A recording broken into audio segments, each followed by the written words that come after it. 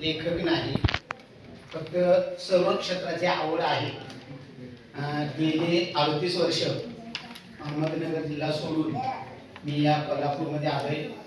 11 वर्ष शहावाडी तालुका आणि 98 पासून पन्हाळा तालुक्यात काम करून मी 24 ला रिटायर झालो. सध्या कोतुलीतच राहतोय.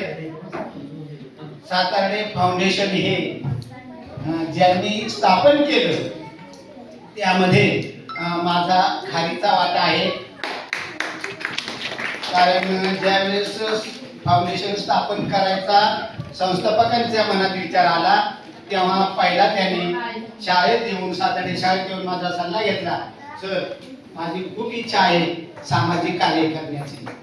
आणि मग आम्ही दोघांनी आराखडा तयार केला आणि जे आत्ता हे सातार्डे फाउंडेशन चालवतात त्या टीमचं खरोखर माझ्या मते कौतुक करावं तेवढं थोडंच आहे. कारण या फाउंडेशनला कुठलीही आर्थिक मदत कुणाकडूनही मिळत नाही.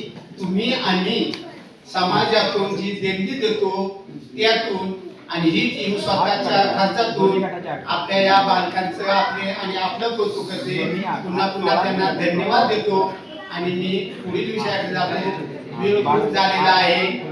माझ्याकडे खूप मोठी कविता होती पण वेळेचा विचार करता आणि सादर झालेल्या माझी कविता राहिली कविता पाहून मला एक माझी छोटीशी कविता लिहिली.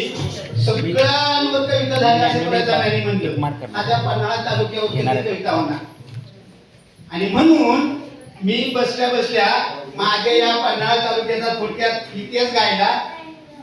पवाड्याच्या स्वरूपात सुंदर मी फक्त या ठिकाणी तुम्हाला